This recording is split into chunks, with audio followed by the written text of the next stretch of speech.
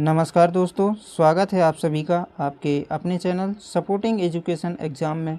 दोस्तों, आज हम देखने वाले हैं संपूर्ण मैथ पेडागोजी को, जहां से हम करेंगे लगभग 100 प्रश्न करेंगे और यहां से एक भी क्वेश्चन आपके सीटेट में छूटेगा नहीं। तो यहां से 100% आपके एग्ज़ाम में आने की गारंटी है, इसलिए आप लोग है लगातार लास्ट तक क्लास में बने रहें। और हम आज जो है लगभग 100 क्वेश्चन कवर करने वाले हैं, तो क्लास में लास्ट तक बने रहें और चैनल को सब्सक्राइब कर लें और अपने दोस्तों को भी शेयर करें। तो चलिएगा बढ़ते हैं प्रश्नों की ओर और देखते हैं कि क्या रहता है आज की क्लास में।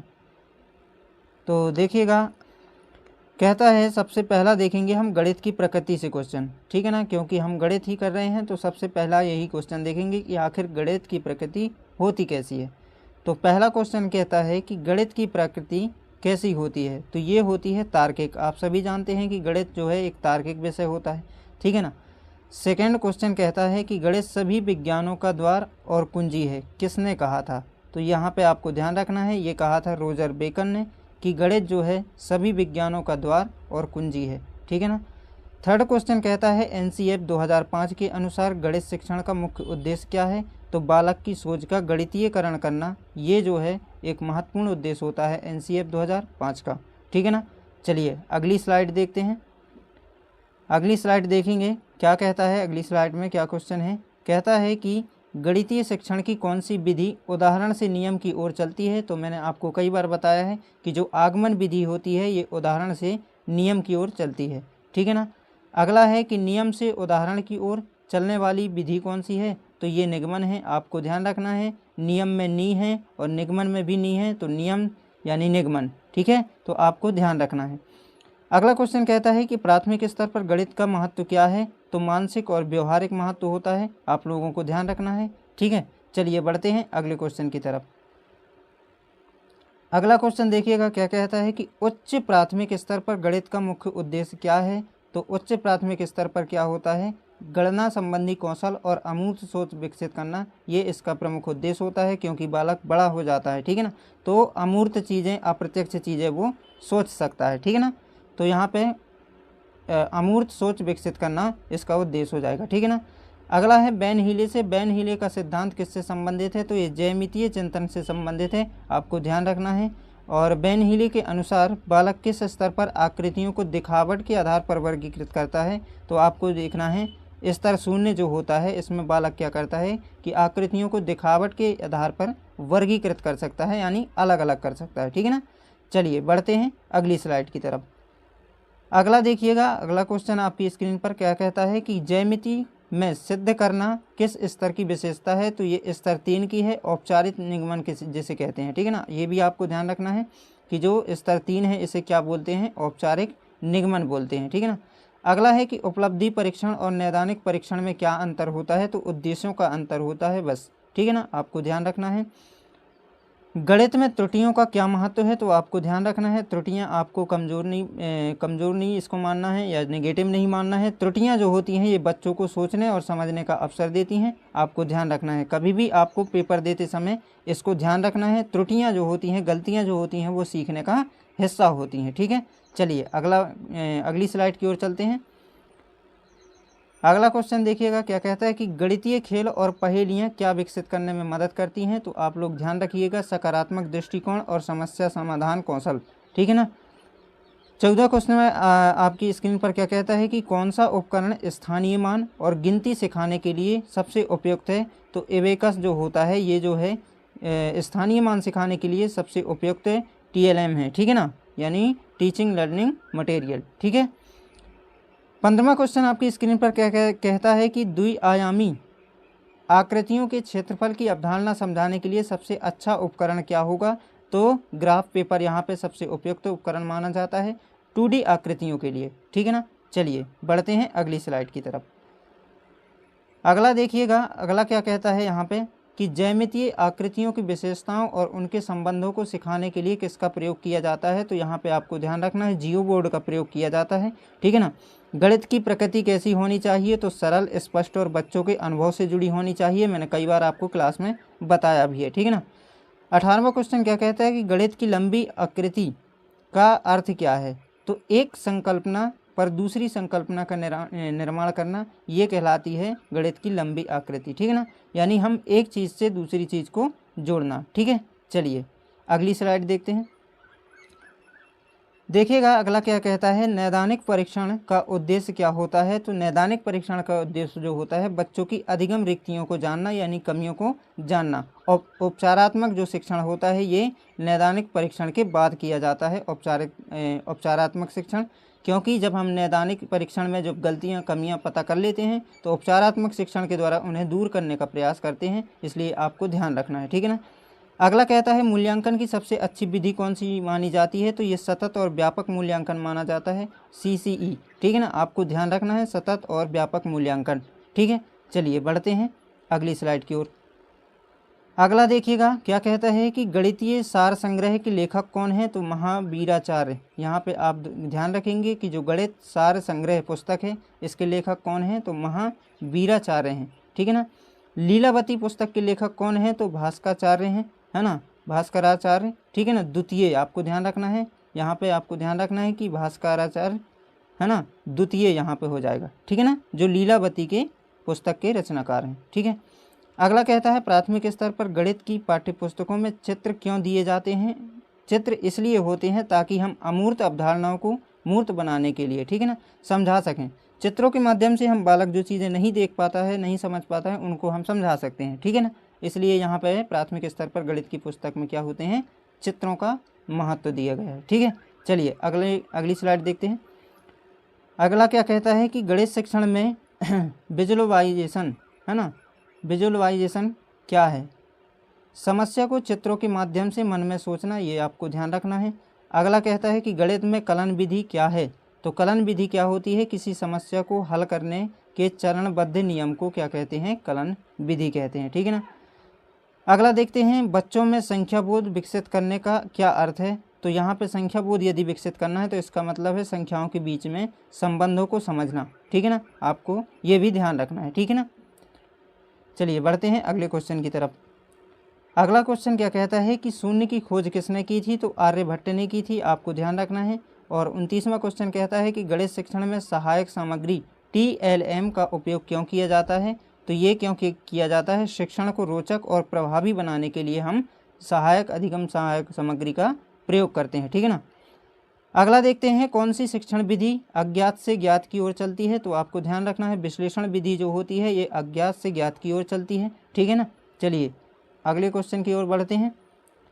अगला क्वेश्चन है कि ज्ञात से अज्ञात की ओर चलने वाली विधि कौन सी है। तो ये संश्लेषण है, आपको ध्यान रखना है। और जो विश्लेषण होती है वो अज्ञात से ज्ञात की ओर चलती है, आपको दोनों चीज़ें याद रखना है। ठीक है, चलिए 32वां क्वेश्चन कहता है गणित में स्वयं सिद्धि क्या है। तो ये वे कथन जिन्हें बिना प्रमाण के सत्य मान लिया जाता है वो कहलाता है स्वयं सिद्धि। ठीक है ना। 33वां क्वेश्चन कहता है कि गणितीय संक्रियाएं कौन सी हैं।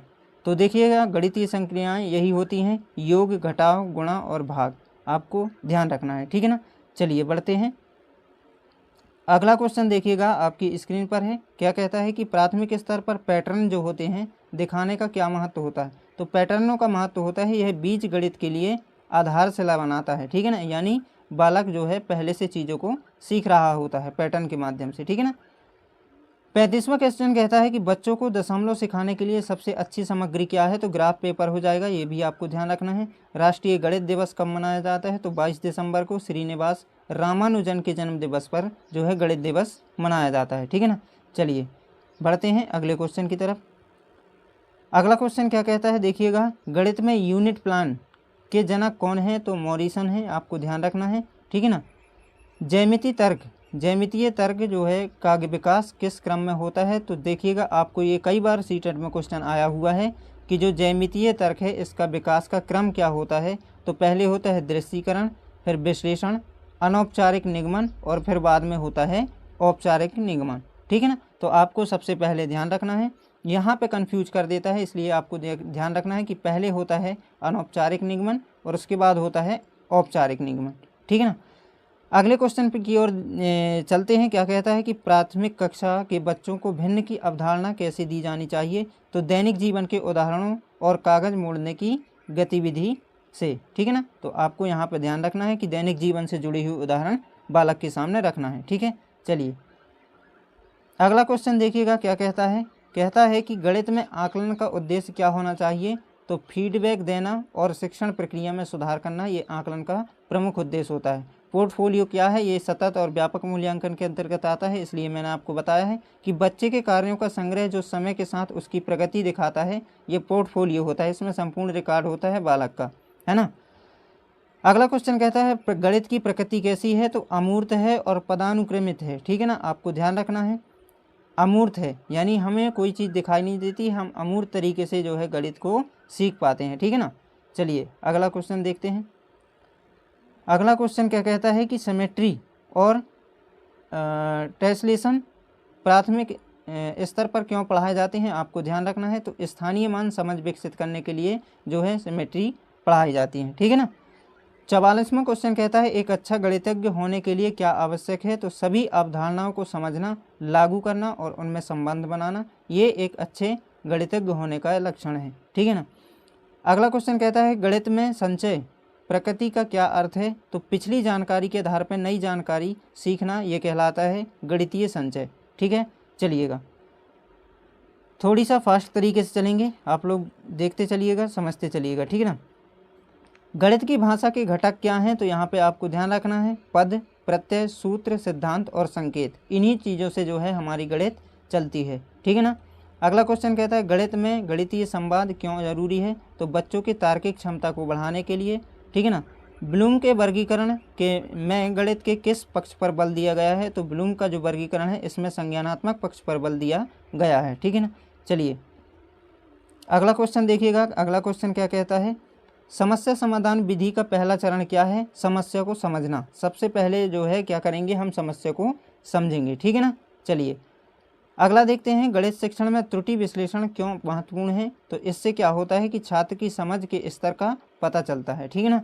चलिएगा 91वां क्वेश्चन आपकी स्क्रीन पर क्या बोलता है कि कक्षा 3 के छात्र को 16 × 25 को हल करने में समस्या है, यह क्या दर्शाता है। यह दर्शाता है उसे पुनर्समूहीकरण की समझ नहीं है, आपको यहाँ पे ध्यान रखना है। ठीक है ना। चलिए अगला देखते हैं क्या कहता है अगला क्वेश्चन। अगला क्वेश्चन कहता है कि डांस ब्लॉक जो होता है, डांस ब्लॉक का उपयोग क्या सिखाने में किया जाता है। तो स्थानीय मान, जोड़, घटाव और गुणा, ये डायरेक्ट पूछते हैं क्वेश्चन, है ना। सीटेट में डायरेक्ट क्वेश्चन आते हैं कि जो है स्थानीय मान, जोड़ या घटाना सिखाने के लिए हम किसका उपयोग करेंगे। तो डांस ब्लॉक का उपयोग करेंगे। ठीक है ना। अगला कहता है कि गणितीय विचार को विकसित करने का सही क्रम क्या है। तो अनुभव, सबसे पहले अनुभव, उसके बाद भाषा, चित्र और प्रतीक, आपको ध्यान रखना है ना। ELPS यानी अनुभव, भाषा, चित्र और प्रतीक। ठीक है ना। गणित सभी विज्ञानों का नौकर है, ये किसने कहा है। तो ये कहा है बेल ने। ठीक है ना, आपको ध्यान रखना है। चलिए अगला क्वेश्चन देखते हैं। देखिएगा क्या कहता है कि अधिगम अक्षमता जो गणित से संबंधित है, मैंने आपको कई बार बताया है, इसको बोलते हैं डिस्कैलकुलिया। जो गणितीय अक्षमता होती है इसे डिस्कैलकुलिया बोलते हैं। 56वां क्वेश्चन आपकी स्क्रीन पर है, कहता है क्षेत्रफल और आयतन में क्या अंतर होता है। तो यहाँ पे क्षेत्रफल 2D होता है और आयतन 3D होता है। ठीक है ना। अगला कहता है प्राथमिक स्तर पर डाटा हैंडलिंग क्यों पढ़ाया जाता है। तो सूचनाओं को व्यवस्थित और व्याख्या करना सिखाने के लिए। ठीक है ना। चलिएगा बढ़ते हैं अगले क्वेश्चन की तरफ। अगला क्वेश्चन देखिएगा क्या कहता है। अगला क्वेश्चन है कि NCERT के अनुसार गणित की पाठ्यपुस्तक की भाषा कैसी होनी चाहिए। तो दैनिक भाषा जो है अपने आस पड़ोस से मिलती हुई होनी चाहिए, है ना, उसके दैनिक जीवन से जुड़ी हुई होनी चाहिए। प्रोजेक्ट विधि के जनक किसे माना जाता है। किलपैट्रिक हैं, प्रोजेक्ट विधि के जनक किलपैट्रिक को माना जाता है। गणित में कंजेक्चर क्या है। तो यहाँ पे ऐसा निष्कर्ष जो अभी प्रमाणित नहीं हुआ है उसी को कंजेक्चर कहते हैं। ठीक है ना, आपको ध्यान रखना है। अगला क्वेश्चन क्या कहता है कि प्रयोगशाला विधि का सिद्धांत क्या है।